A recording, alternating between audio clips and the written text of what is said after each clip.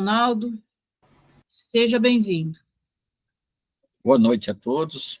Mais uma vez estamos reunidos, dando continuidade ao nosso estudo de mais uma obra da lavra de Chico Xavier, obra essa de cunho de André Luiz, como nós já estamos acompanhando esses encontros.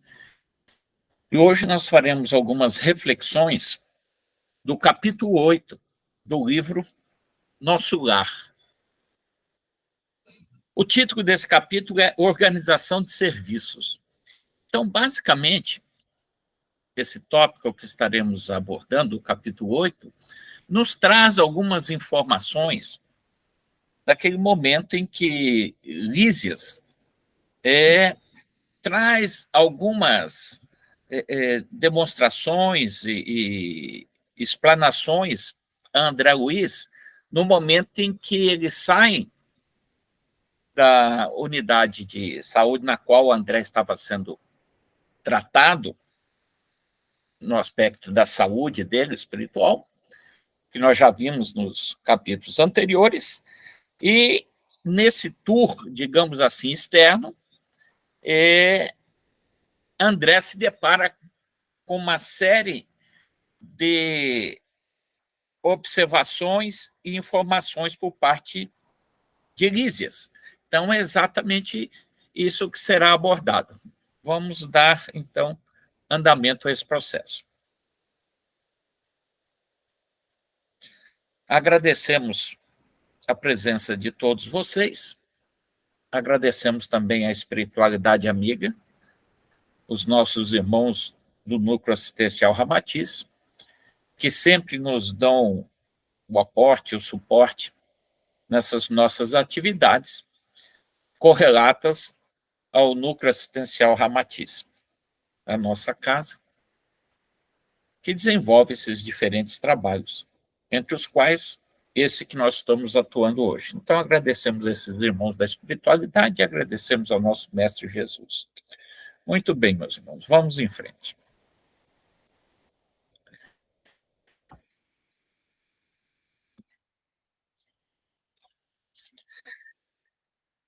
Como eu expliquei a vocês, nesse capítulo, André faz o relato da obra no Nosso Lar, acerca de suas observações ao sair pela primeira vez do serviço de saúde, onde estava recebendo todo o tratamento, na companhia de Lísias, né?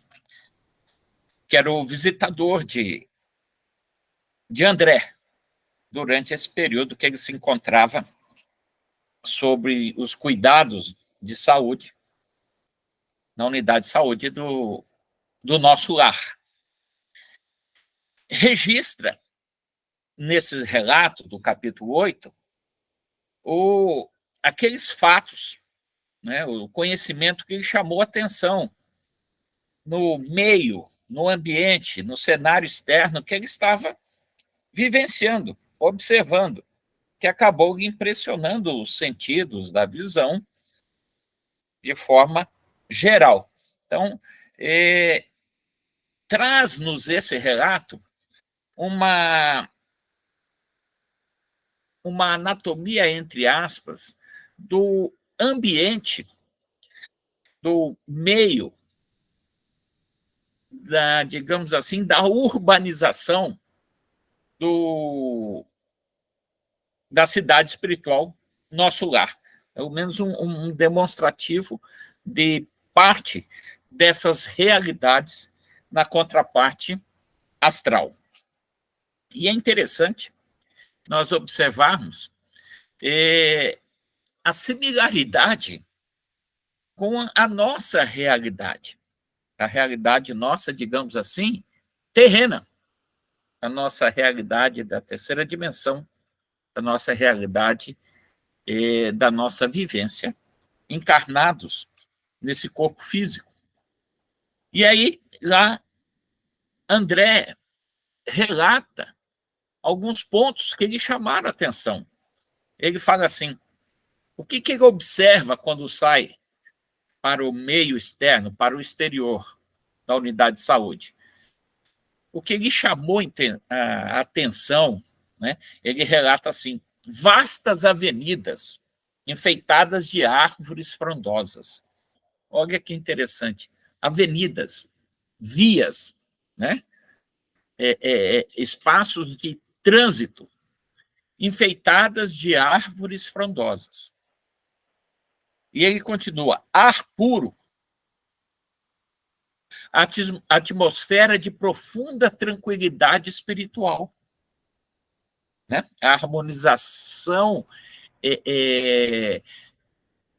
que ele sentia, que ele percebia da vibração no local onde se encontrava. E ele continua: não havia, porém, qualquer sinal de inércia ou de ociosidade.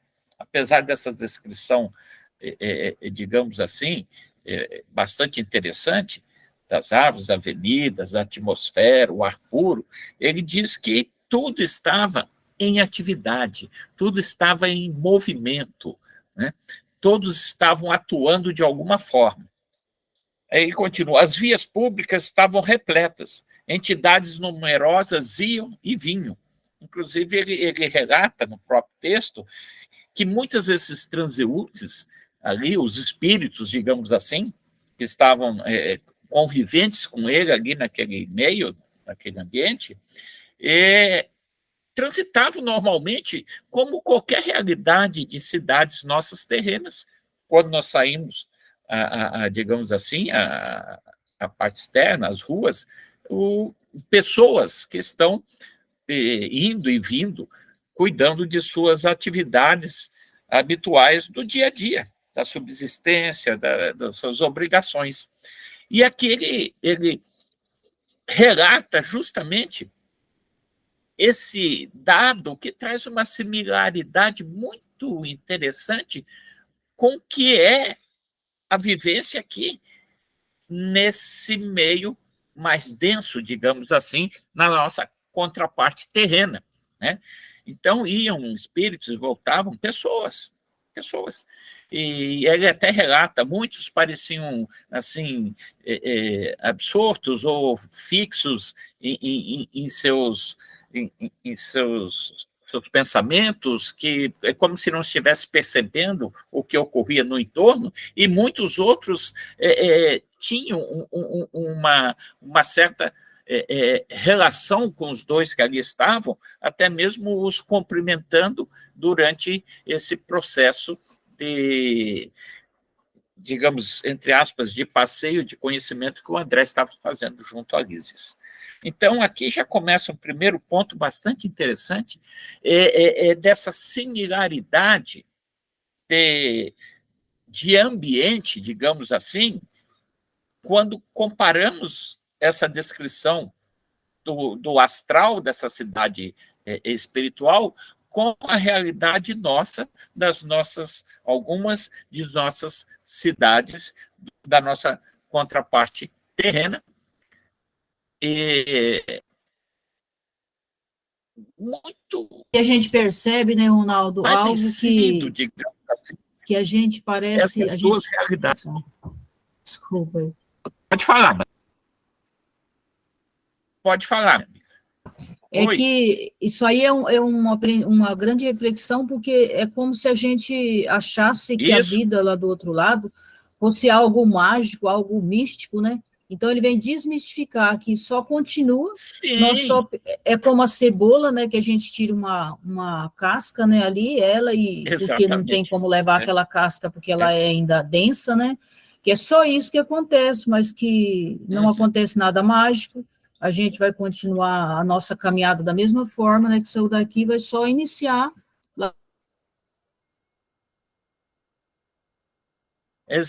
Exatamente, né? Porque às vezes tem-se a ideia do desencarne ou da morte, dependendo da visão de diferentes religiões, né?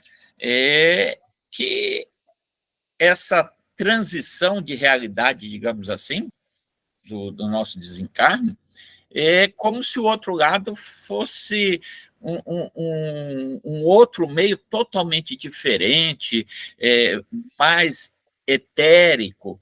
E a espiritualidade tem nos ensinado que realmente, em partes, é assim, mas não nesse primeiro degrau, digamos assim, não nessa primeira faixa dimensional mais próxima da terrena. Eles mostram-nos que tem uma correlação muito grande pela proximidade com o nossa realidade terrena aqui. E conforme esses, digamos assim, esses níveis dimensionais, eles vão se eterizando, aí sim vão ficando cada vez menos perceptíveis, digamos assim, o que seria a essas nossas habilidades de percepções que cada espírito, cada homem encarnado apresenta. Então, isso é uma coisa que chama bastante atenção, essa característica por essa proximidade que nós temos com essa primeira faixa dimensional do ambiente etérico ou do ambiente astral. E é isso aí que você falou, às vezes, Ronaldo, muitas vezes... Oi? A gente geralmente faz estudo assim, né? O Paulo levantou a mão, geralmente Sim, se fique lê à um vontade. slide e aí Como eu estou você... na apresentação, eu não estou vendo, você coordena então para a tá, gente. desculpa. É que daí você... É que eu estou na apresentação, não vejo as então tá. manifestações. Então faz assim, ó. Quando você terminar um slide, geralmente as pessoas, você fala, você dá a sua opinião e as pessoas também falam sobre o assunto. Então, o Paulo levantou a mão agora, tá? Isso. Aí, quando encerrar, você retorna aqui, porque eu não tenho controle de quem está aqui. Tá, eu bom? controlo, então, para você. Fiquem à vontade. Tá. Bom, em primeiro lugar, boa noite, Ronaldo. Muito obrigado, a Mauri, Leodoro, a todos os presentes. A Mauri também levantou a mão. A Mauri, vou te dar a palavra primeiro, depois eu falo, mano. Pode mandar bala aí.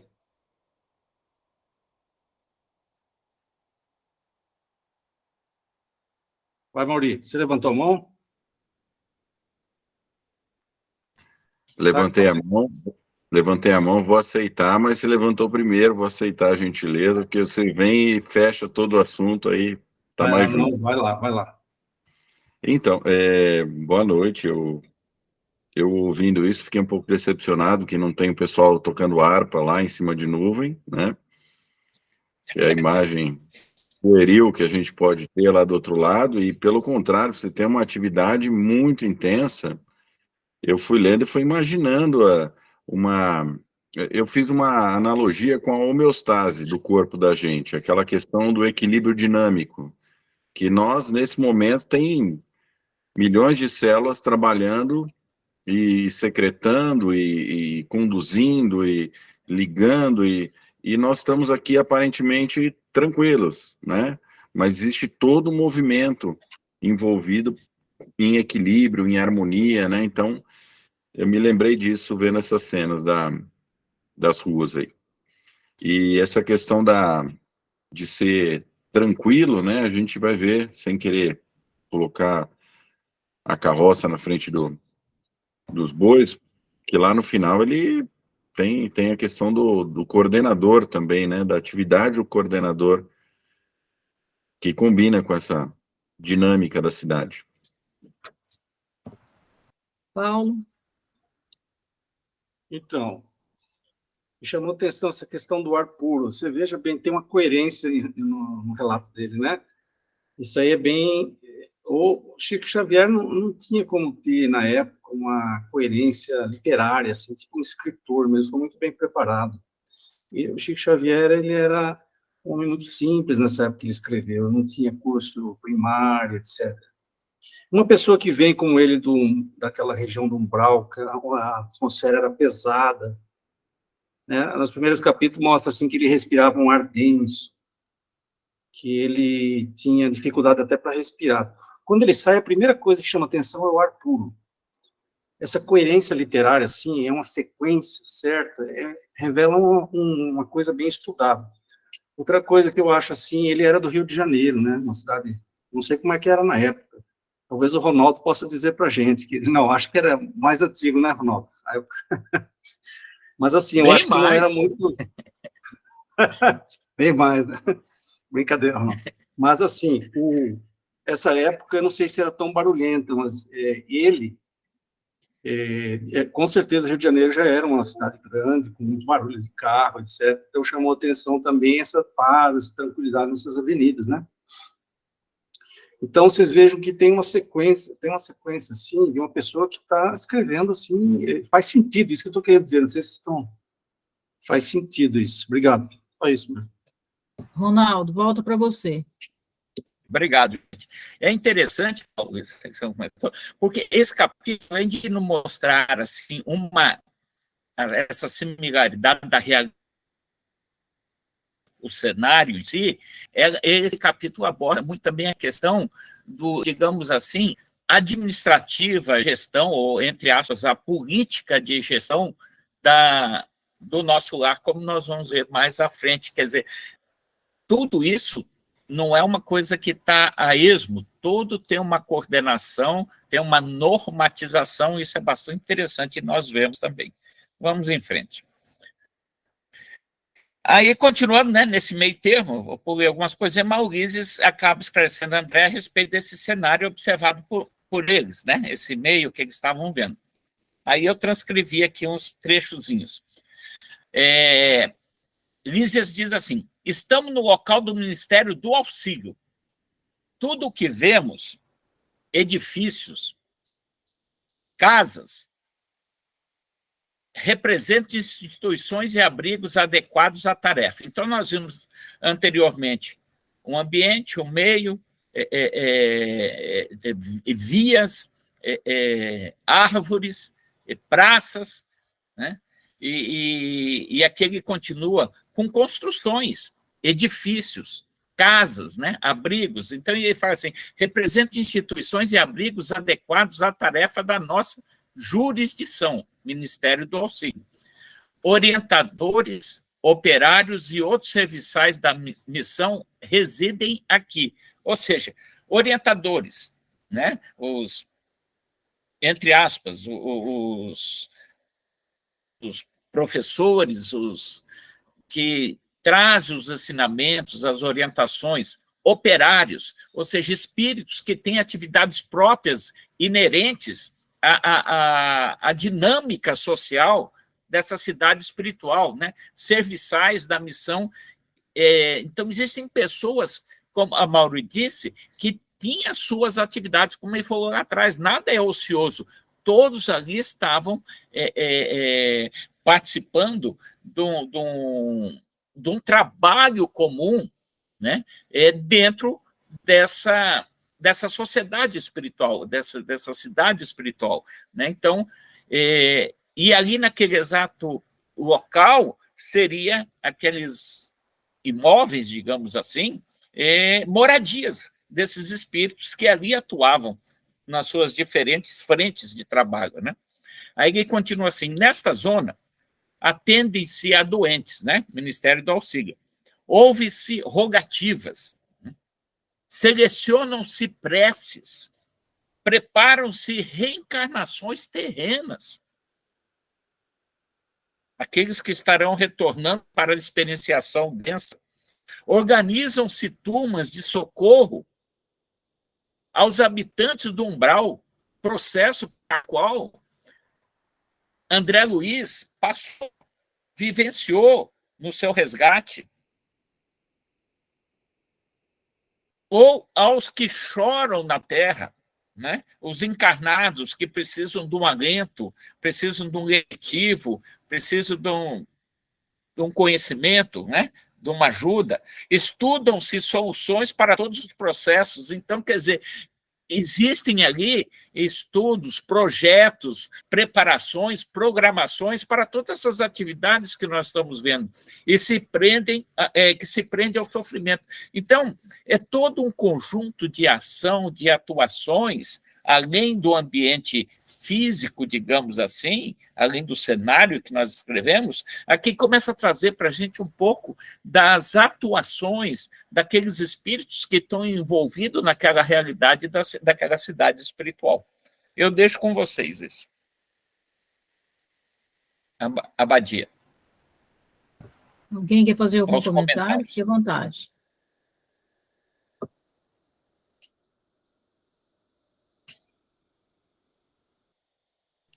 Acho que é uma grande responsabilidade, né?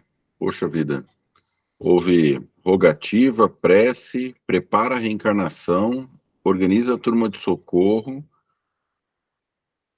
para os habitantes do umbral, os que choram na Terra, estudam soluções para todos os processos que prendem ao sofrimento. Senhor, desculpa, é muita função, né? Não é à toa que tem essa magnitude, né, de trabalho, de intensidade, porque é ininterrupto isso, né? Nosso planeta, desde sofrimento até rogativa, Senhor, eu não imaginei que fosse tão atarefado e tinha todas essas incumbências aí. Mais alguém? Ronaldo, então pode prosseguir, tá? Obrigado. Desculpe. Pode, Desculpe, fica à Ronaldo. vontade, Paulo. Desculpe, Ronaldo. Eu achei que tinha mais alguém, não falei. Você Pode puder falar. voltar um pouquinho. Então, vamos fazer assim, as pessoas levantam a mão e daí eu vou coordenando pela mãozinha, tá? Isso, beleza. Fica à vontade, Paulo. Tá. Não, o que o Mauri falou é importante. Esse instituto aí, instituto não, como é que chama essa parte O do Ministério do Auxílio. Parece que é uma das mais importantes mesmo. Agora, me chamou a atenção aqui essa frase, selecionam-se as preces. Como é que eles selecionam as preces, né? Eu estava me fazendo a seguinte pergunta aqui, não sei o que vocês acham. Aqui existe mediunidade, né? Será que lá existe mediunidade também? Será que existem os espíritos médiuns lá que captam essas preces? Essa é uma questão, assim, que eu fiquei aqui me perguntando. É importante a gente saber isso, né? Até mesmo para saber que existem pessoas lá que captam, né, especificamente isso. Outra coisa, Pode falar, Ronaldo, fala aí o que você acha. Não, esse comentário que você fez é bastante interessante, porque em alguns ensinamentos, até Adão já abordou isso com a gente um determinado momento, e o próprio Ramatiz também nas suas obras já abordou alguma coisa a respeito disso. Não lembro se as outras obras de também, ou de Emmanuel, mas lá também existem. É o mesmo processo de espíritos que também são intermediários de instâncias e dimensões superiores que acabam canalizando informações que estão além dessa dimensão astral através desses espíritos, como se fossem verdadeiros médiuns, espíritos de dimensões superiores. Legal. Muito bacana. Na verdade, vocês já tinham visto isso? Se a Badia lembra disso? Só antes de passar para o Amaury, no livro do André Luiz, ele relata, né, que as preces da família, por exemplo, tem um momento que eles ficam numa sala onde existe um painel, né, como se fosse uma TV bem grande, onde essas preces chegam, essas mensagens chegam, né, para os familiares dessas pessoas. E outra coisa, essa questão do mentor, todos os nossos mentores têm os mentores deles, né? Isso Adão sempre fala, sempre tem um superior. O próprio Jesus, o Cristo, na verdade, era o mentor de Jesus, né? Então, agora eu passo para o Amaury. O Cristo Paulo era ainda o mentor. tinha um complemento, né, Paulo? Então tá, Paulo, fica à vontade. Não, a gente vai observar aí durante o decorrer do estudo desse livro, das outras obras do André Luiz. Eu não concordo muito com ele, sabe? Mas tem um escritor famoso brasileiro chamado Herculano Pires. Você já deve ter ouvido falar dele, né? Sim. Acho que é José Herculano Pires. Ele criticava muito as obras do André Luiz. Eu vou deixar claro que eu não concordo com ele. Ele criticava muito porque ele achava que André Luiz era muito preconceituoso. Ele tinha expressões, assim, muito, tipo, chavões, assim, sabe? Ele criticava isso aí. Por exemplo, ele falar que tinha um orientador, operário e serviçal, por exemplo. Ele criticava isso, ele falava que, por que não colaboradores, todos iguais, entendeu? Quando entrava alguém, ele não falava que era médico, ele falava, enfermeiro, entendeu? Assim, ele tinha coisas que a gente vai ver para frente que o Herculano Pires criticava isso. Eu não vejo assim, eu acho que ele está escrevendo para o tempo dele, para a época dele, as pessoas eram assim naquela época. Mas meu comentário é só esse, só para a gente lembrar que o jeito que a gente escreve, muitas vezes, está restrito ao tempo que a gente escreve, a época que a gente escreve. Né? Só isso, obrigado. Exatamente, a Mauri, fica à vontade. Tá, Desculpa. Mauri. Tá. Eu queria só aumentar a dúvida do Paulo ainda um pouquinho mais, porque eu fico em dúvida quanto a essa questão da palavra mediunidade em si, que eu entendia como sendo algo relacionado à nossa existência aqui.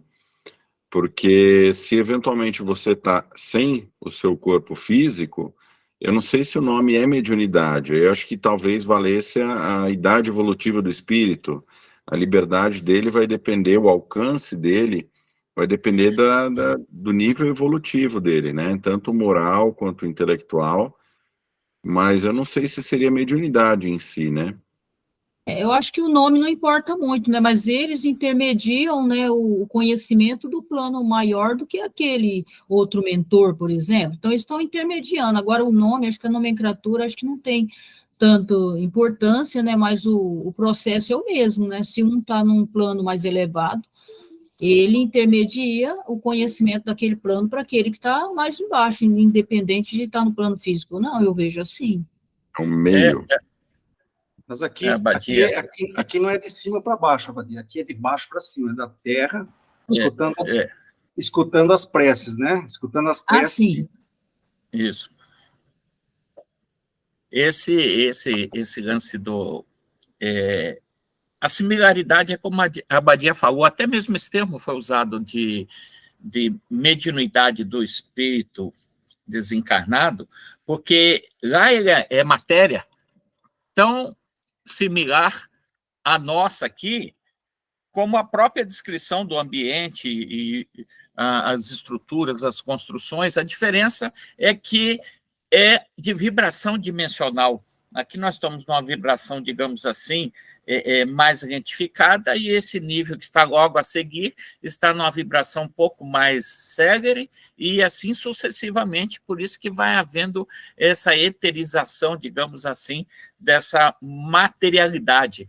Mas como aqui nós somos constituídos de átomos e moléculas materiais, lá também essa realidade material menos densa, digamos assim, é constituída também de átomos e moléculas, só que átomos e moléculas astrais, mas é uma materialidade também.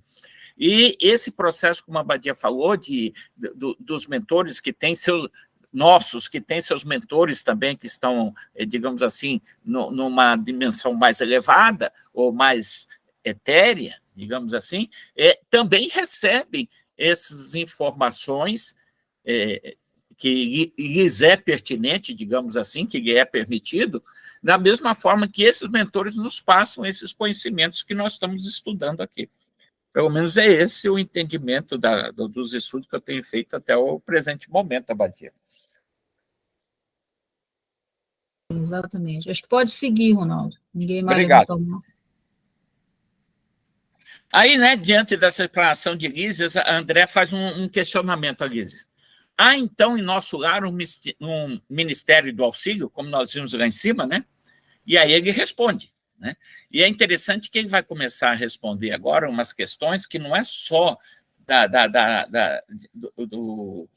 do aspecto astral do ambiente, mas também ele vai começar a entrar agora um pouco numa questão de gestão administrativa.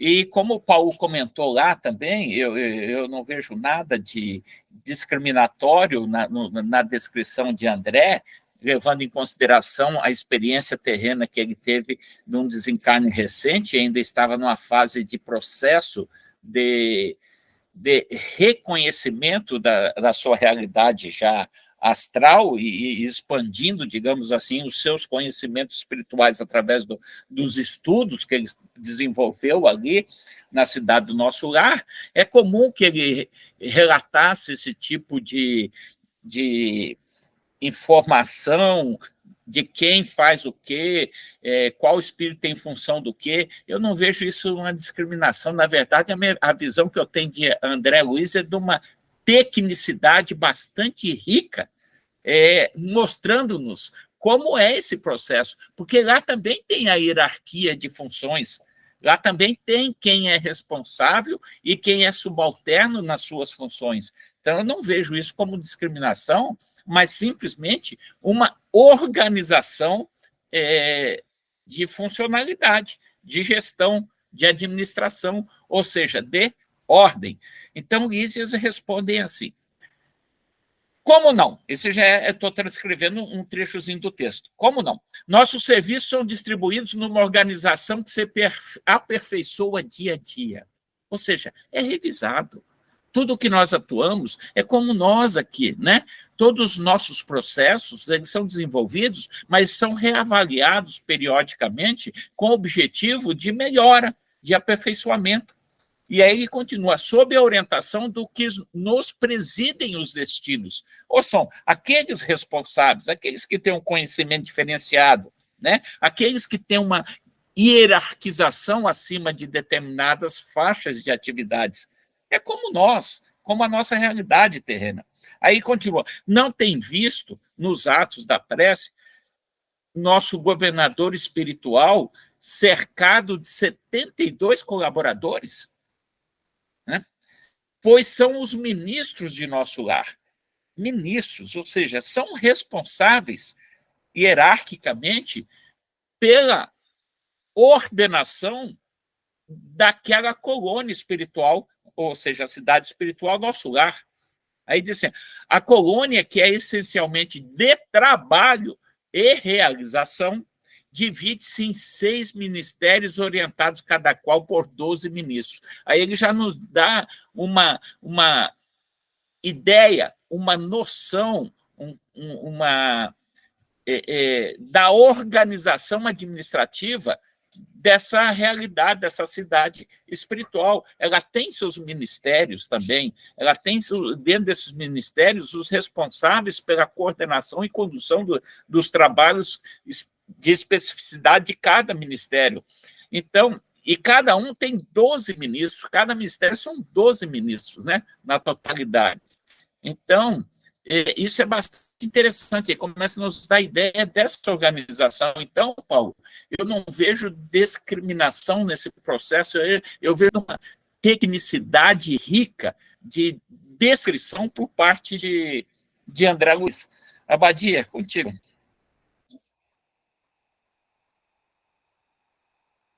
Comentário de alguém?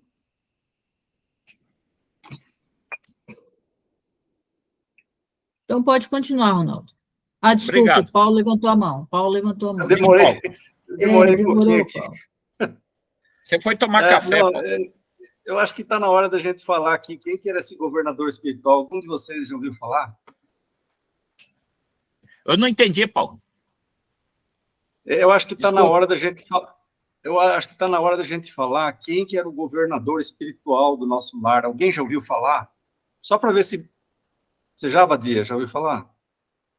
Nominalmente? Faz tanto tempo que eu não lembro os nomes deles mais, mas quando eu estudei isso aí, eu lembro. Olha, eu já ouvi de duas pessoas diferentes, assim, que era o santo Antônio de Pádua. Uhum. Eu não sei te falar. Antônio de Pádua. Agora, eu não sei, mas com certeza, se for, tem toda a envergadura espiritual, né? Antônio de Pádua foi um santo que viveu em 1100 e pouco, morreu em 1200 e pouco. Ele foi conterrâneo de Francisco de Assis. Era Santo Antônio. Conterrâneo de Francisco de Assis. Isso. Ele era da equipe de Francisco, da mesma, como que a gente fala, da mesma ordem. Eu estava agorinha lendo aqui sobre a vida dele, sabe, para a gente comentar um pouquinho, né, que é importante conhecer um pouquinho, não sei se vale a pena, vocês falaram que não, a gente pode passar para frente. Mas interessante que ele sempre desejou conhecer o Francisco de Assis, eles nunca se encontraram, né? Francisco de Assis mandou ele dar aulas no norte da Itália, deu uma série de coisas para ele, mas eles acabaram nunca se encontrando. Mas o Antônio de Pádua tinha talento, o que era forte nele era a mediunidade dele. Ele tinha uma mediunidade de cura muito grande. atribui-se a ele mais de 50 curas, né? E ele tinha uma cura, assim, uma capacidade de cura muito grande. Então, se for realmente, o nosso lar é muito bem dirigido, né? Agora, lembrando que, eu não sei se é coincidência ou não, mas 12 ministros eram os 12 apóstolos. De Cristo, ele tinha 12 apóstolos, né? É um número assim que a gente para pensar, né? Interessante, boa observação. E já que está falando no Antônio de Pádua aí, então a mediunidade dele, ele simplesmente saía do corpo, né, ia para outro lugar, era parecido com a mediunidade do Eurípides, né? Verdade. Ele, quando o pai dele estava sendo enforcado lá em Lisboa, ele saiu lá da Itália e foi lá salvar o pai dele da forca. Exatamente. Isso aí é relatado, essa bicorporidade dele está descrito, né? O pai dele ia ser enforcado por ele foi lá e defendeu o pai dele, e depois eles viram que ele estava na Itália, na verdade. E o pai dele estava em Lisboa. É só isso, obrigado, professor. Ronaldo, pode continuar. Então, Paulo, e foi interessante você falar do governador, ministros, né? 12 ministros, quem é o governador responsável pela cidade, é uma hierarquização real, mas isso não é discriminatório, e nem porque fez um concurso público espiritual, mas isso, acredito eu, como você disse, que está diretamente correlacionado ao grau, digamos assim, evolutivo de determinados espíritos, o grau de vibração que ele apresenta e vai assumindo, digamos assim, essas responsabilidades mais elevadas, né, Paulo? Na verdade, o André Luiz, ele começa como um serviçal, né? E naquela época no Brasil se chamava serviçal mesmo. Hoje que não pode mais, porque foi mudando a nomenclatura. Mas André Luiz, ele vai começar como um serviçal, né? Ele vai lá começar na limpeza lá das pessoas que chegavam lá nas feridas, essas coisas. Não começa, né? Com um grau lá mais elevado dentro da hierarquia. Mas mais à frente nós vamos entender um pouco, quando ele começar a visitar lá, para começar a dar o auxílio, ajudar, e ele assume aquela impostação de médico para auxiliar aquela jovem que saiu, desistiu do nosso lar e foi resgatada, e ele começa a atuar com os conhecimentos da matéria física, como médico da terreno, e que não surtiu efeito, pelo contrário, trouxe maior transtornos àquela pessoa. Ou seja, lá também para suas funções, para diferentes funções, a pessoa tem que ter um treinamento e uma formação também, né, Abadir? O João Oswaldo levantou a mão. Fique à vontade, João Oswaldo. Boa noite, pessoal. É só para... Porque esse se trata especificamente do nosso lar, correto? Que é a cidade espiritual acima do nosso planeta, especificamente numa região do Brasil. Será que essa estrutura que tem hierárquica, né, que tem dentro do nosso lar se repete nas demais cidades? Porque a gente sabe que tem N cidades, né, sobre o nosso país. Inclusive, a nossa região tem uma cidade espiritual que é totalmente diferente dessa, pelo menos em nome do nosso lar. Né? Então, será que essa estrutura, né, é guarnecida com a mesma dimensão, ou será que ela vai variar de acordo com o tamanho dessa cidade? Porque são muitos espíritos que são desencarnados que precisam de socorro, né?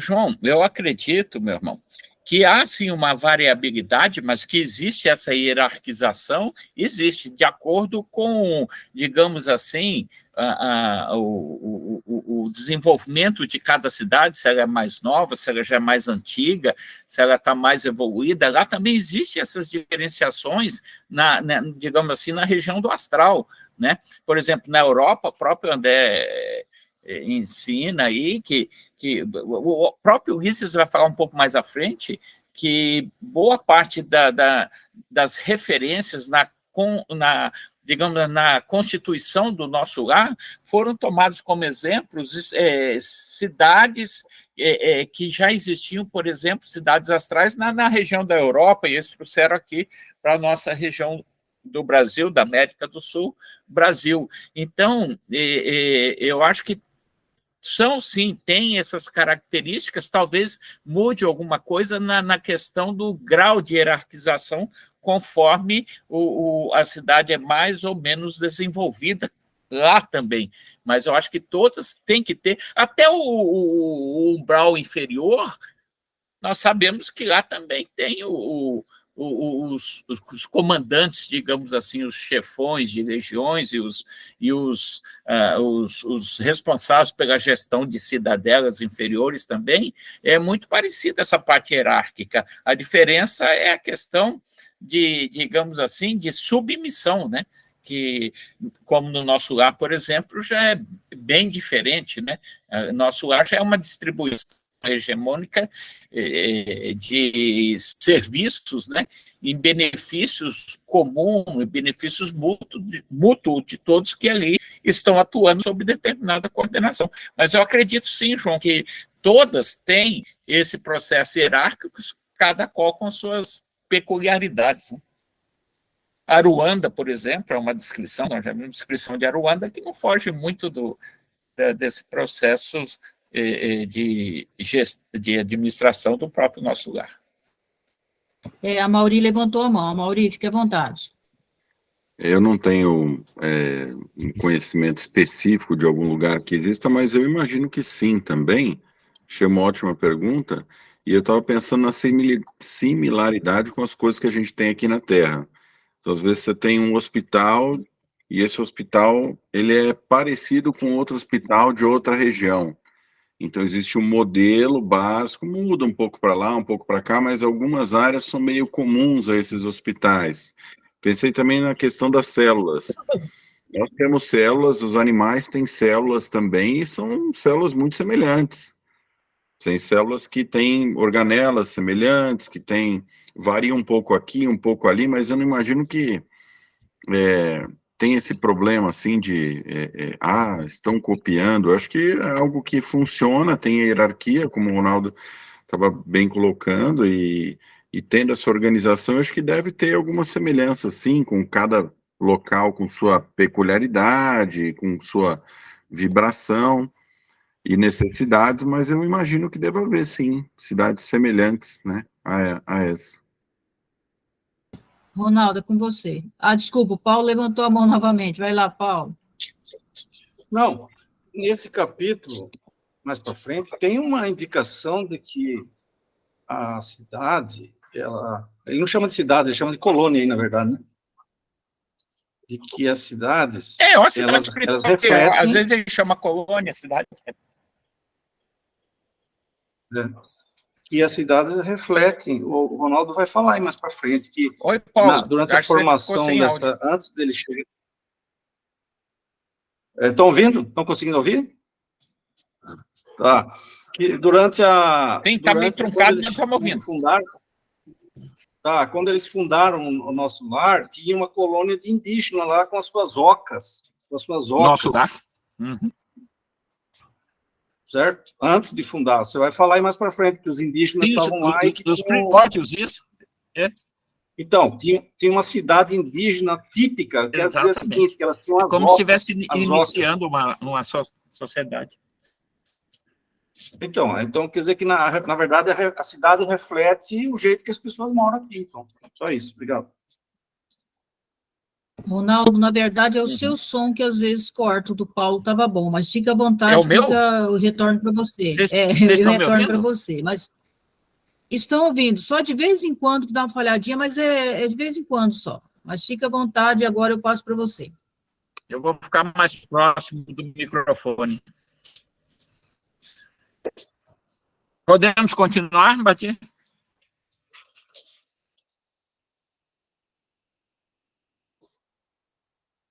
Pode continuar, Bati? Pode continuar. Será que caiu minha conexão? Tá, obrigado.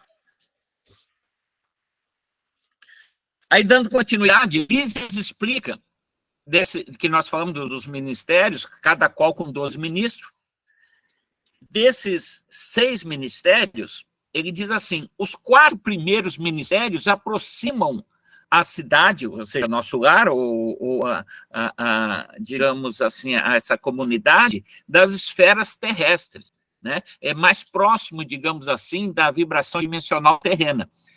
E os 2 últimos ligam-se ao plano superior, né? Digamos assim, uma conexão com a dimensão que está além da dimensão da realidade de nosso lar. Aí ele continua assim, refere que a cidade espiritual nosso lar, a colônia, né, é zona de transição entre os serviços mais grosseiros e localizam-se no Ministério da Regeneração, os mais sublimes no Ministério da União Divina. Ou seja, então, nosso lar está ali localizado no umbral, numa faixa de transição entre, digamos assim, as atividades astrais, digamos, mais densas, mais grosseiras, entre digamos assim, mais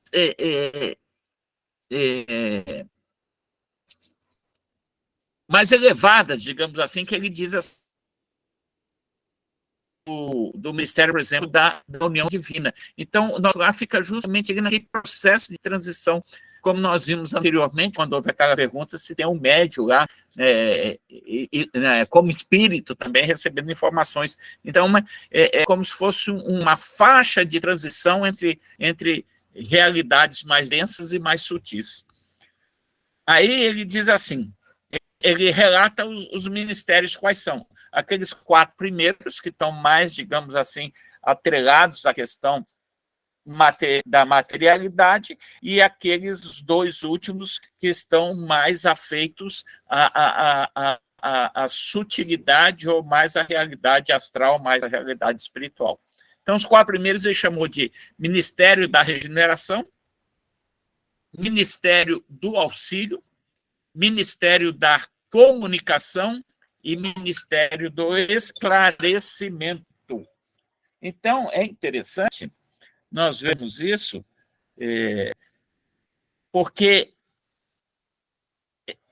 esses 4 ministérios eles estariam assim mais conectados a ações mais próximos da nossa realidade terrena. E o 5º e o 6º, que é o Ministério da Elevação e o Ministério da União Divina, digamos assim, tratam de assuntos dentro dessa realidade hierárquica administrativa, de assuntos ou ações mais relacionados à parte da espiritualidade mais elevada. E lembrando que dos 6, né, cada um desses, como nós vimos anteriormente, tem 12 ministros, né? 12, como o Clarencio, que também já é conhecido, é um dos ministros de um dos 12 ministros também do ministério que ele atua. Então, deixo com vocês aí um comentário a respeito dessa hierarquização, digamos, administrativas, digamos assim, do governo de nosso lar ali, o administrativo, cronograma administrativo, Abadia. Alguém gostaria de fazer comentário?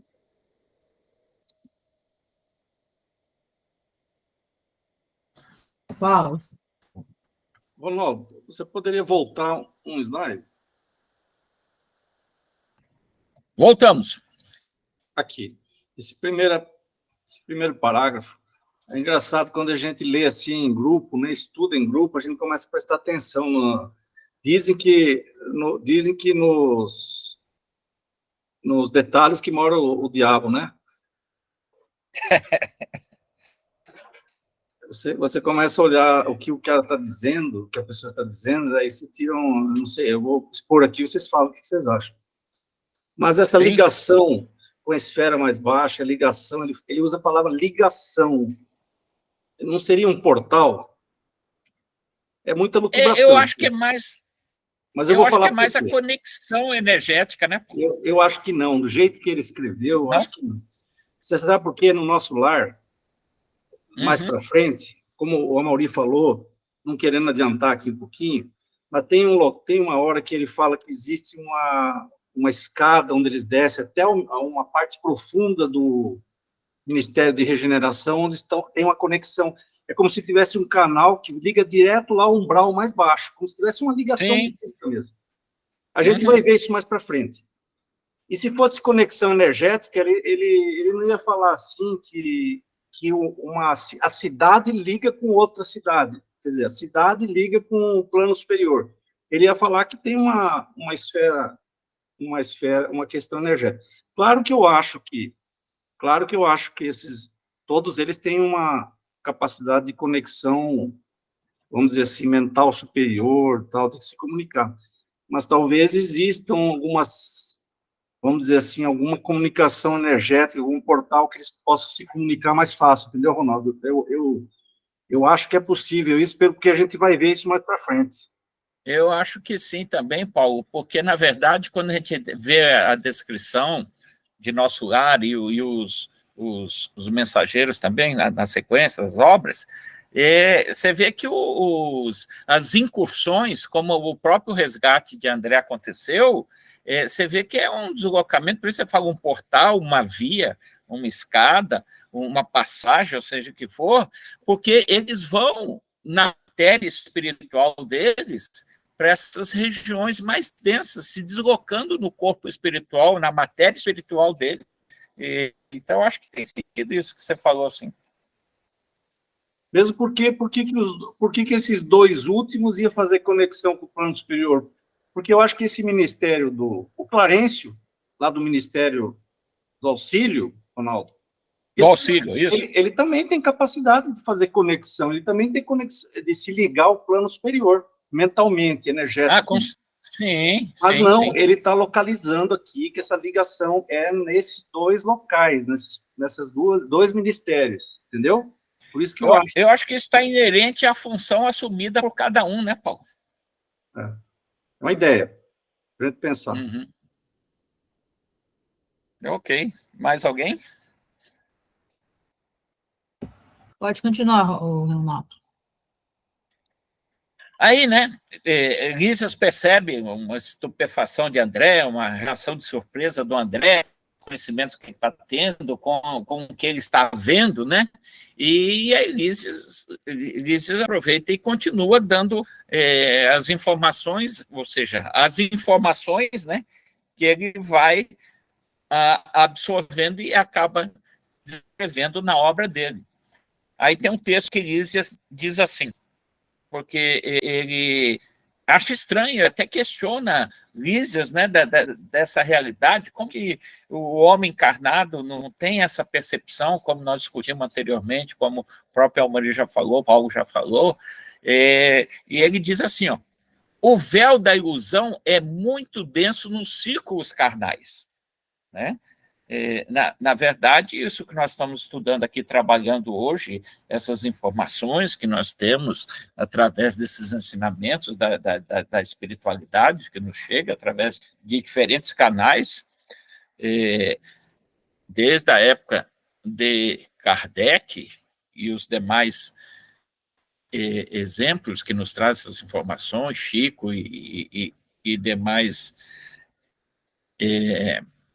médiums ou canalizadores que nos trazem essa informação, mas nem todo encarnado abre-se, digamos assim, a oportunidade de, pelo menos, fazer uma reflexão em cima desses conhecimentos.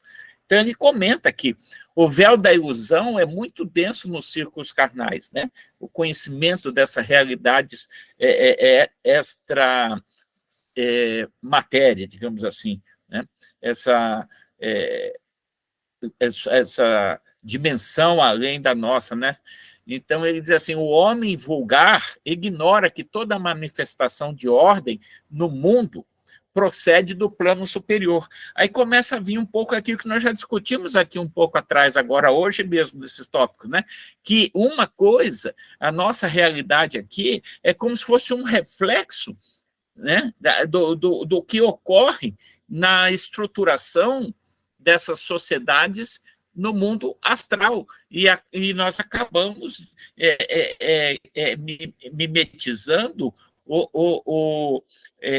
adquirindo de uma forma mais, digamos assim, mais grosseira, as mesmas estruturas que estão a nível astral. E ele diz assim: a natureza agreste transforma-se em jardim quando orientada pela mente do homem, e o pensamento humano selvagem na criatura primitiva transforma-se em potencial criador quando inspirado pelas mentes que funcionam nas esferas mais altas. Nenhuma organização útil se materializa na crosta terrena sem que seus raios iniciais partam de cima. Ou seja, é o que os espíritos têm nos ensinado, né? Nos ensinado em diferentes manifestações, que nós somos um reflexo todo sentido, de físico, material, de consumos, dessa projeção, digamos assim, mais além, ou seja, essa realidade astral, nós acabamos sendo um reflexo disso. E isso é interessante, né? E ele continua assim, ele complementa, né, em relação ao nosso lar. Ele diz assim: os planos vizinhos à esfera terráquea possuem igualmente natureza específica. Nosso lar é uma antiga fundação de portugueses distintos, como a Abadia falou lá atrás, né? O Paulo falou também quando houve aquele primeiro conglomerado para a fundação e digamos assim, estruturação dessa colônia, né? Então, é uma estrutura, ali de nosso lar, que foi fundado pelos portugueses, né, espíritos, lógico, desencarnados no Brasil, diz aqui no século XVI, e a princípio, enorme e exaustiva foi a luta, segundo consta em nossos arquivos do Ministério do Esclarecimento. É trabalho, é ação, como a Mauri falou, todo tem uma atividade, um trabalho desenvolvido ali.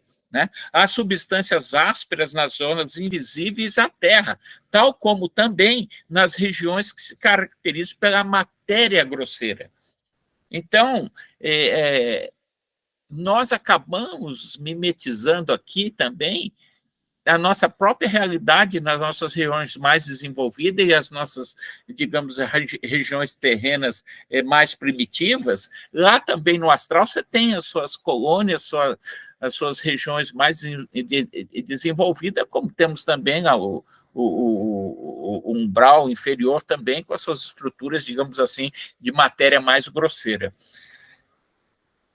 E ele diz assim: aqui também existem enormes tensões de potencial inferior, como há no planeta grandes tratos de natureza rude e incivilizada.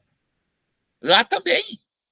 Os trabalhos primordiais foram desanimadores, o início do processo, né? Mas, mesmo para os espíritos fortes, onde se congregam hoje vibrações delicadas e nobres, como o nosso lar, edifícios de fino lavor, misturavam-se nos primórdios lá as notas primitivas dos silvícolas do país e as construções infantis de suas mentes rudimentares, já que tudo que existe de materialização no astral é oriundo das projeções mentais desses espíritos elevados. Também os espíritos, digamos assim, mais rudes, de menor conhecimento, também projetavam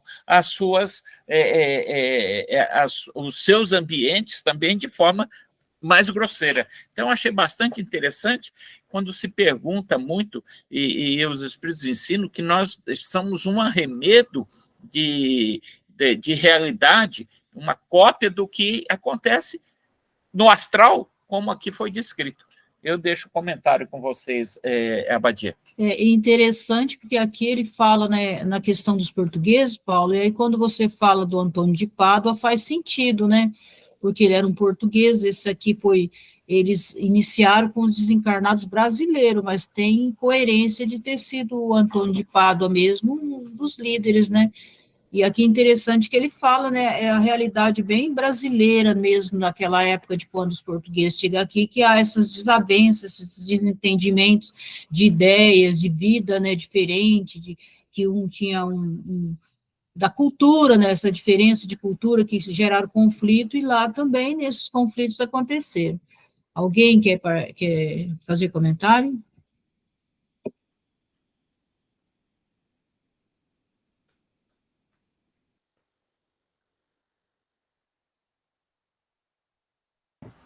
Bom, Ronaldo, então, ninguém vai falar, você pode seguir em frente.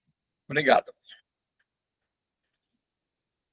Aqui, Abadia, ele diz assim: apesar disso, de quando eles vieram para estruturar os primórdios da colônia, as dificuldades, né, não era novidade, já tinham também, digamos assim, ambientes de espíritos nas suas pequenas aldeias, entre aspas, suas pequenas comunidades, de forma mais grosseira, como você citou. E eles começaram a iniciar o trabalho de estruturação do nosso lar justamente nessa fase de intermediação entre essas regiões, digamos assim, mais densas e as mais etéricas. Ele diz aqui, então, os fundadores, apesar da dificuldade, como ele citou, não desanimaram. Prosseguiram na obra, copiando o esforço dos europeus que chegavam à esfera material.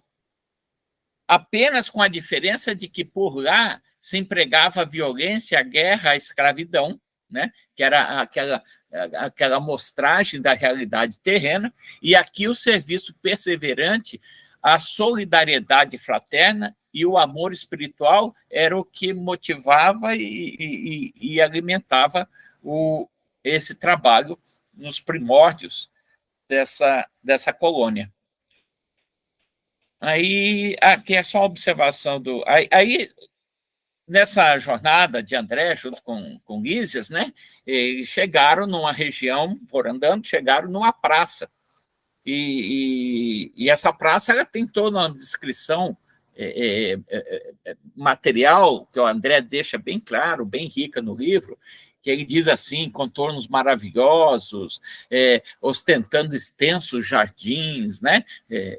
As vegetações, e que ao seu centro erguia-se um palácio, ou seja, uma estrutura. Um palácio descrito de magnificente beleza, encabeçado de torres soberanas que se perdiam no céu. E o que seria esse palácio? Aí é o que Paulo até comentou. Lísias explica a André que aquele referido local que eles estavam visualizando foi o ponto de partida dos fundadores da colônia Nosso Lar. Foi ali, né, aquele ponto que se iniciou todo esse processo de desenvolvimento da cidade espiritual Nosso Lar. E ali, justamente, é que essa construção ela é a sede, é o prédio da governadoria, do governador do Nosso Lar, que o Paulo abordou anteriormente. E aí, transcrevendo dois trechos. Oi, Ronaldo, pode falar, Paulo, pode falar. Aí. É interessante aqui ver que o prédio, isso pode ser só elucubração minha de novo, mas que ele se perdia no céu. Eu ainda acho que pode ter uma comunicação física dos planos, sabe? Pode continuar. Sim. Não, eu entendi o que você falou. Aí esse é o texto mesmo da obra dele. Diz assim, ó, temos nesta praça o ponto de convergência dos 6 ministérios. Aí ele está dando uma noção geográfica, o mapeamento de como se distribui essas estruturas físicas dentro da cidade, né? Aí ele diz assim, ó, passa mais um slide para a gente, que você está lendo e não virou aqui para a gente. Ué, e aí? Ainda não. Mudou? Agora sim, passou demais. E agora? Temos nessa praça o ponto de convergência. Isso. Obrigado. Aí fala, o ponto de convergência desses 6 ministérios a que me referi, isso é Lísias, né? Todos começam da governadoria, estendendo-se em forma triangular, né? Lembra ali muita estrutura europeia ali de Roma, naquele centro que vai se espalhando ali o restante da cidade, né? Então, aquele ponto central dos primórdios e que agora é sede, digamos assim, da estrutura administrativa do palácio, da governadoria, é a partir desse centro, desse ponto, que irradia-se, digamos assim, a constituição dos 6 ministérios, né? Isso é bastante interessante, né? Naquele aspecto de forma triangular, então nós já tivemos a oportunidade de ver alguns desenhos que representam, digamos, geograficamente a cidade nosso lar. A Elísias continua assim: ali vive o nosso abnegado orientador, que é o governador. Nos trabalhos administrativos, utiliza ele colaboração de... Olha que interessante. O governador, nesse palácio, tem toda uma equipe de trabalhadores junto a ele. Colaboração de 3.000 funcionários, 3.000 espíritos ali, assessorando o governador. Entretanto, é ele o trabalhador mais infatigável e mais fiel que todos nós reunidos. Isso nós já vimos, né? Que o espírito, conforme mais a sua evolução, menor necessidade ele tem de intervalo, de descanso, de alimento, né? Porque ele vai se desvinculando dessas necessidades. E é interessante que ele diz assim: os ministros costumam excursionar noutras esferas, renovando energias e valorizando conhecimentos. Aí, Paulo, eles acessam esferas mais elevadas, renovando energias e valorizando conhecimentos. Nós, outros, gozamos de entretenimentos habituais, a rotina ali, mas o governador nunca dispõe de tempo para isso.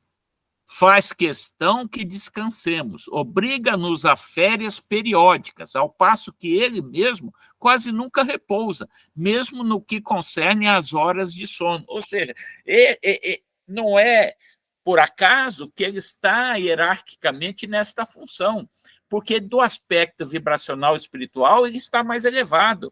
Ou seja, da mesma forma que a maioria dos habitantes de nosso lar precisa ainda, com essa similaridade muito grande com a nossa realidade terrena, densa aqui, lá também eles precisam do alimento, do repouso, do descanso, no período de parada, digamos assim, né? Com maior ou menor tempo de acordo com a característica energética, vibracional de cada um dos espíritos. Querem fazer algum comentário dessas observações de Lísias? Sim, o Paulo levantou a mão, Paulo.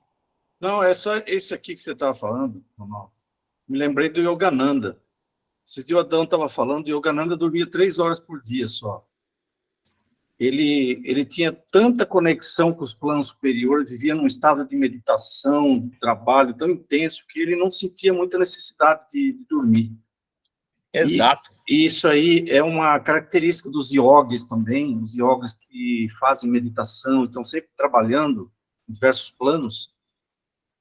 Imagina assim, que realmente tem uma conexão entre o teu adiantamento, a tua capacidade de trabalho, né, de trabalhar muito, de estar conectado com o mundo, com o amor universal e tudo mais isso, deve produzir em você um tipo de energia que você deve se alimentar. Eu acho que você se alimenta e repousa. É um alimento. É o próprio alimento nosso, né? É o próprio alimento. Então, quanto mais adiantado... É o que sustenta esses espíritos. Então, eu estava pensando aqui que eu estou muito atrasado, porque eu gosto de dormir, eu gosto... eu durmo depois do almoço, rapaz. É fogo, viu? Não tem jeito. Quando eu chegar lá, eu vou estar numa situação muito deplorável. Eu vou estar aqui pior que todo mundo, os livros. Mas vai ter os períodos de descanso também, da soneca lá. Obrigado, só isso. Mais alguém, Badia? Pode continuar. É que eu não vejo aqui. Pode continuar, tá? Posso? Aí continua, Lísias. Parece-me que a glória dele, o governador, é o serviço perene, ou seja, é o que o Paulo falou, é o próprio alimento, é a própria sustentação dele, é o trabalho, é o serviço. o servir, digamos assim, né? Basta lembrar que estou aqui há 40 anos, Lísias, né, desencarnado ali, vivenciando a realidade do nosso lar, com exceção das assembleias referentes às preces coletivas, da qual ele participa, raramente o governador tem sido visto em festividades públicas. Seu pensamento, porém, abrange todos os círculos de serviço. A habilidade que ele tem, como o Paulo falou. Sua assistência carinhosa a tudo e a todos atinge. Não faz muito, comemorou-se o 114º aniversário da sua magnânima direção, né? Então, há 114 anos, ele está ali gerenciando, digamos, nosso lar. E Lísias vivenciou um período de 40 anos que ele está, mostrando como é o dia a dia e a atividade desse espírito elevado que assumiu a responsabilidade de coordenar nosso lar. Então, meus irmãos, é aqui que nós encerramos a nossa apresentação e esse texto final acaba fechando o capítulo 8, e aí deixo com vocês. Eu encerro aqui a minha participação. Muito obrigado. Paulo de Tarso. Obrigado, Ronaldo. Eu fiquei pensando agora, se esse governador está há 114 anos, então não deve ser Antônio de Pádua, né? Antônio de Pádua, ou ele assumiu há 114 anos, né? Ou ele assumiu agora, né? Há 114 anos. Ok. Entendi. O que seria o atual, né? Mas não significa que os primórdios, a fundação, não teve a participação, como você falou. Verdade. Amaury. Eu, vendo essas coisas, eu tenho que lembrar de novo, comentei um outro capítulo, mas da lei do trabalho, né? A lei do trabalho é isso, é o limite das forças. E quanto mais desenvolvido e evoluído o espírito é, ele tem menos necessidade, né? Ele fala aí que antes se distraía com coisas comuns, sei lá o que ele fazia, jogava dama, bozó, qualquer coisa assim, né? Um espírito desse não precisa disso, ele tem uma ligação, uma sintonia numa esfera mais alta, está mais preocupado com, da mesma maneira como a gente se detém menos em joguinhos que jogávamos na infância, né, hoje em dia, e às vezes para a criança isso é tudo, nossa, é incrível. Quando você cresce, você evolui, você também tem essa necessidade diminuída de descanso, de lazer, de sei lá eu. Agora eu gostei também dessa questão ele não é um chefe, ele é uma pessoa que é reconhecida como sendo alguém superior, como sendo alguém que tem um alto nível de desenvolvimento, e não é pela propaganda, não é pela aparência dele, não é literalmente pelo que ele faz, né? Você vê ele com uma reverência, com um carinho, e dizendo que tudo que é feito aqui tem o pensamento dele, isso é incrível, né? Isso é incrível, isso é reflete um pouco numa escala menor, é claro, mas o movimento de Deus em direção a gente. Então, de certa maneira, claro, ele não é Deus, é um espírito evoluído, mas ele consegue causar essa sensação de talvez a mesma que a gente sinta de Deus em relação a gente, sabe? Então, eu achei incrível isso, essa evolução e puxa vida, é um sujeito focado e ao mesmo tempo sereno, ao mesmo tempo... Achei incrível, achei... Eu me lembrei daquela palavra que é a última, né, a última frase que a gente ouve quando vai reencarnar: sirva o máximo que você puder. Né? É bem isso, quer dizer, ele já tem essa consciência, né, de quanto mais ele servir, mais ele se purifica enquanto ser, né, mais ele se encontra, mais ele se conecta com o divino que faz parte dele.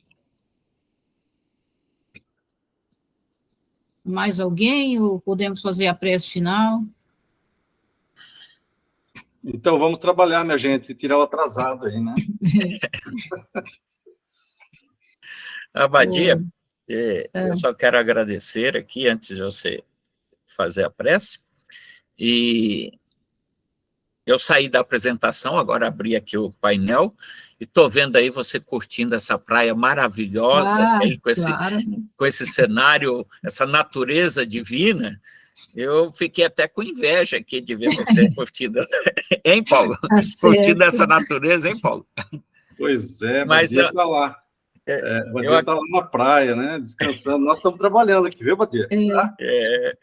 Vou trabalhar daqui a pouco também. Então, eu agradeço, meus irmãos, e agradeço esses queridos amigos, os amigos da espiritualidade que eu digo, os nossos mentores, os nossos companheiros do Núcleo Assistencial Ramatiz, e deixo com você para o encerramento, e mais uma vez, obrigado, Badia.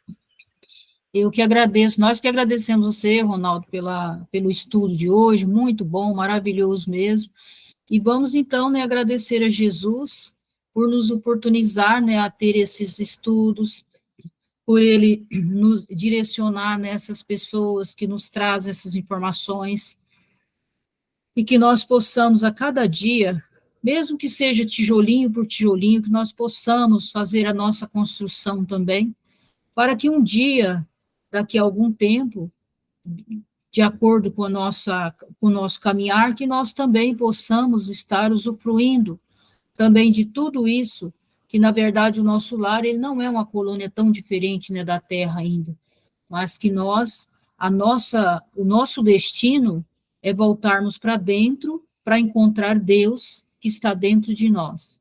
Eu estou lendo aquele livro do Eurípides, que saiu agora, ele é maravilhoso, o Eurípides, o Médium de Jesus.